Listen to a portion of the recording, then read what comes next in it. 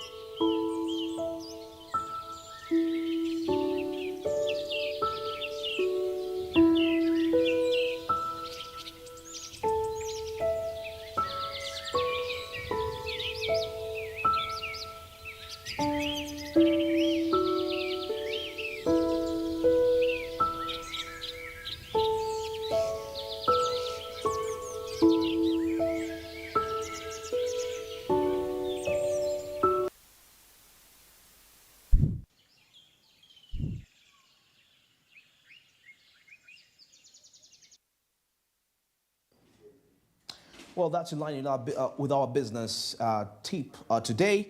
But of course, now heading into our business update here, let's take a look at the digital marketplaces here. The digital marketplaces in Africa. That is something that has been very vital and a gospel that has been spread all across everywhere. Now, in the digital age, businesses worldwide are seeing transformative shifts in how they connect, market, and grow.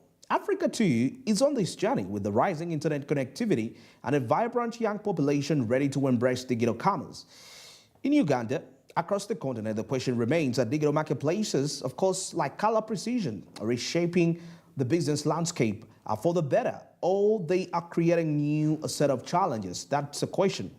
Now, of course, launched by the Pierre, Color Precision promises to be one of the top African enterprises that is to access essential business services from the public relations to digital marketing and talking about business to business networking. But how far can a digital marketing and business to business networking really prosper?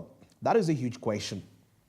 Now, the digital marketplaces are a global trend with African businesses rapidly joining the wave. Now, by centralizing services such as public relations, advertising, legal consultation, and even data analytics. Now, the platforms like the Color Precision offer Ugandan businesses, both large and small, a digital storefront and what we call a support hub. Now, the potential is immense, especially for the country's micro and the small enterprises, which make up to 90% of Uganda's private sector. Now, with the internet penetration in Uganda at around 24%, online platforms give these enterprises a chance to reach the customers that is far beyond the traditional markets. Now, a 2023 report by the International Finance Corporation clearly estimates that e-commerce in Africa could actually boost the continent's GDP by $500 billion. That is, come 2030. If market access and digital literacy challenges are addressed. Now, for Uganda, this could actually mean a long-awaited breakthrough for medium and small intermediary enterprises. This is going to be very vital, most especially if we're talking about helping them move beyond the subsistence operations to what we call a growth-oriented models, in that line. So that is something to be looked into. Now, a critical question is whether the Color Precision and other marketplaces cater for the unique needs of the Ugandan and African businesses. That is very key. Now, Uganda has distinct market dynamics, that is including informality and a large subsistence sector. Now, platforms understand and adapt to these realities are more likely to succeed in making a meaningful impact. You know, and one solution could be a tiered pricing structure that is allowing smaller enterprises to access basic services without a 5% fee. Now, this could actually make a platform more accessible while still generating revenue. Now, this is also essential that digital marketplaces like Color Precision engage with local policymakers to create what we call the regulatory environments that can actually protect small businesses while fostering digital innovations. Now, beyond the business metrics, we know that platforms like these have actually more profound impact to local communities. Now, when small enterprises gain access to larger markets, it actually often translates into higher incomes, job creation, and talking about improved livelihoods. That is one of the aspects here. However, if these platforms actually drive up operational costs, reduce profit margins, all force small businesses into more competitive, less sustainable market environment, the ripple effect can definitely be negative. Now, in Kampala, a group of artisans has been selling handmade jewelry and crafts on international digital marketplaces for a few years now. While this has expanded their market reach, many artisans still say they are under pressure to reduce the prices. That is due to competition with the mass-produced goods. Now, for many, this has meant longer hours with minimal pay increases. You know, we're talking about longer hours of working, minimal pay increases. Now, the digital marketplaces must be in position to balance accessibility with fair trade practices to ensure that businesses and their workers are not exploited. That is to rush, in a rush to globalize. Why be in a rush to globalize? You know, you need to relax a bit. Of course, it doesn't mean that you shouldn't really do something about it, but it's just something I'm saying. Now, according to the recent survey that is by the United Nations Conference on Trade and Development, only 22% of African small and intermediary enterprises using digital platforms report profitability from international sales. Only 22% of African SMEs using digital platforms report profitability on international sales. Now, the question is here, could there be a possibility of limited demand for the products that the small and intermediary enterprises transact on their online platforms? Now, that is something very key and crucial. Why only 22% benefiting from international sales? Yet we are talking about global markets. We are talking about regional integration. We are talking about the African Continental Free Trade Area. But we have failed to sell above 45% of the to the international markets, at least 45%.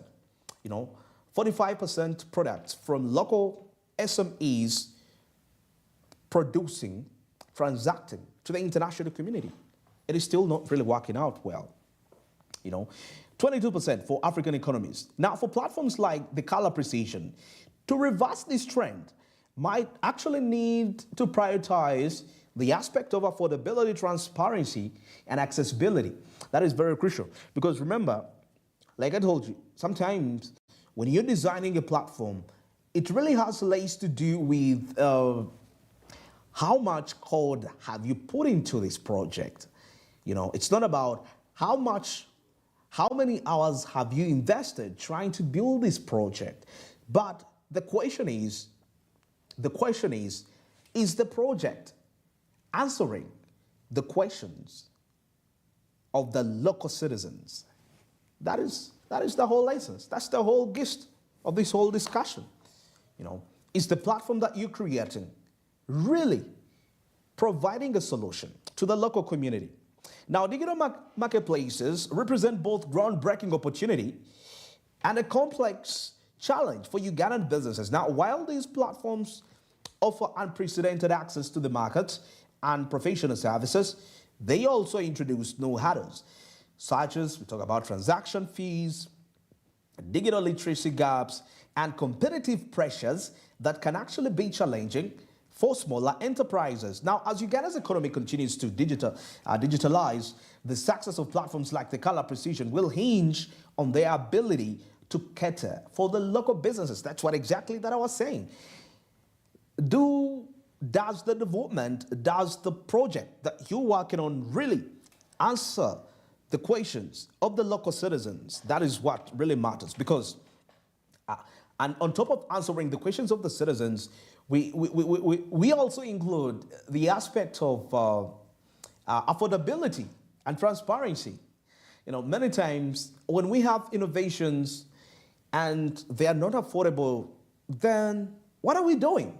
What are we doing? That's the question.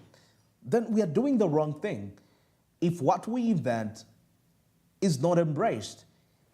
And reason being, because it's pricey, it's expensive, in other words. So transparency, that is something very key.